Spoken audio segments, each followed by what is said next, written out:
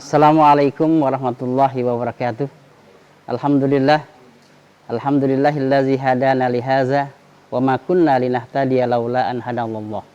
Asyhadu an la ilaha illallah wahdahu la syarikalah wa asyhadu anna Muhammadan abduhu wa rasuluh la nabiyya ba'dah. Allahumma shalli wa sallim wa barik wa karim ala sayyidina Muhammadin wa ala alihi wa ashabihi ajmain, amma ba'd. Rabbi shrah li sadri wa yassir li amri wahlul 'uqdatam min lisani yafqahu qawli. Pemirsa Shaimin Shaimat rahimakumullah, dimanapun Anda berada, pada perjumpaan yang lalu kita telah membahas dua penghalang manusia menjadi orang yang soleh. Dalam kesempatan ini Al-Fakir akan menyampaikan kelanjutan dari penghalang-penghalang kita menjadi orang yang soleh. Yang pertama adalah dikatakan bahwa manusia itu terhalang menjadi orang yang baik manakala dia mempunyai sifat merasa cukup dengan kebodohannya. Yang kedua adalah dia terlalu berambisi, rakus dengan kehidupan dunia. Ternyata 5 sifat ini saling berkaitan dengan lemahnya keilmuan, sehingga dia condong untuk terlalu cinta kepada dunia. Yang ketiganya adalah as-sukhu bil fadl. Dia bersifat kikir, pelit, medit, tidak mau berbagi. Kenapa? Karena merasa apa yang Allah anugerahkan merupakan upaya dia, usaha dia, sementara itu adalah karunia Allah Subhanahu wa taala. Sehingga dia merasa itu hasil upayanya, hasil usahanya, sehingga timbul sifat kikirnya, sifat pelitnya, meditnya, kikir, buntut gasiran. Orang seperti ini, nauzubillah summa nauzubillah, tak akan bisa menjadi orang yang soleh.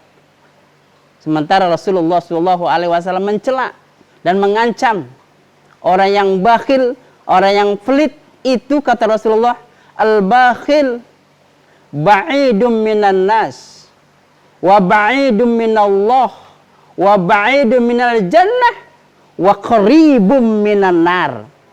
Ini ancaman Rasulullah, bahwa orang yang kikir, pelit, tidak mau berbagi dengan karunia Allah yang Allah anugerahkan kepada dia, dia akan dijauhi manusia. Orang gak mau dekat. Jangankan manusia, binatang ogah sama dia. Laler gak mau deketin orang pelit. Orang pelit itu dikatakan manusia gak ada yang mau. Siapa sih yang mau berteman dengan orang yang pelit? Bahkan Allah pun jauh dari dia. Surga apalagi, tidak akan dia memperoleh surganya Allah Subhanahu wa taala. Tapi yang dekat, wa qaribum minan nar. Orang yang pelit, orang yang kikir akan dekat dengan negaranya Allah Subhanahu wa taala. Nauzubillah summa nauzubillah. Kalau sifat ini ada pada diri kita, maka kita akan menjadi orang yang terhalang untuk menjadi orang baik.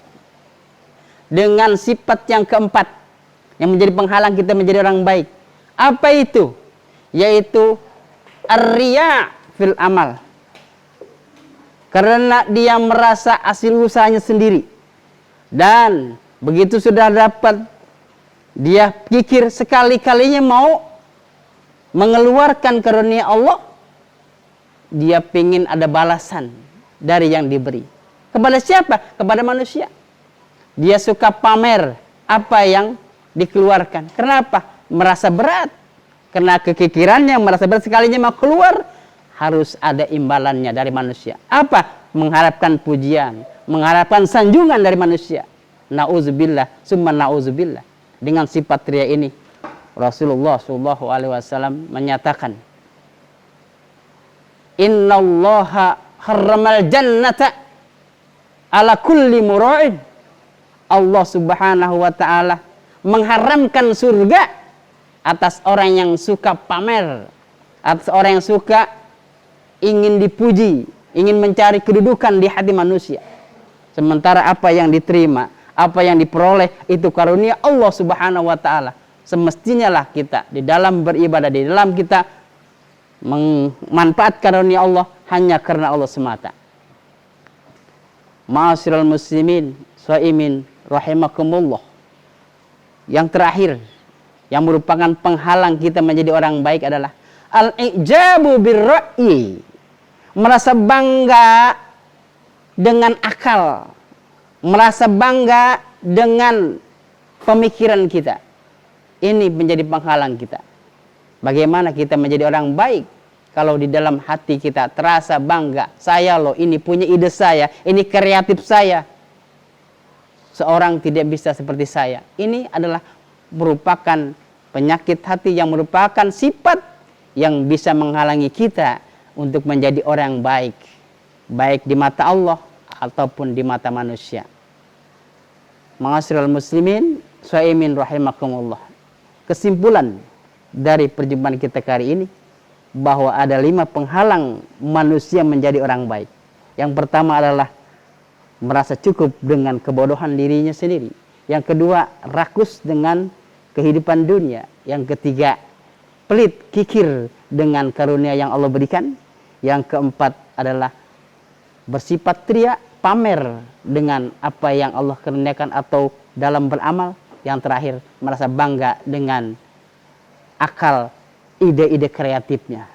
Nauzubillah, summa nauzubillah. Semoga kita dijauhkan oleh Allah Subhanahu wa taala dari sifat-sifat seperti ini, sehingga kita menjadi orang yang benar-benar soleh, yang baik, baik di mata Allah ataupun di mata manusia.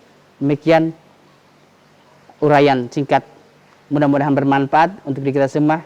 Billahi taufiq wal hidayah. Assalamualaikum warahmatullahi wabarakatuh.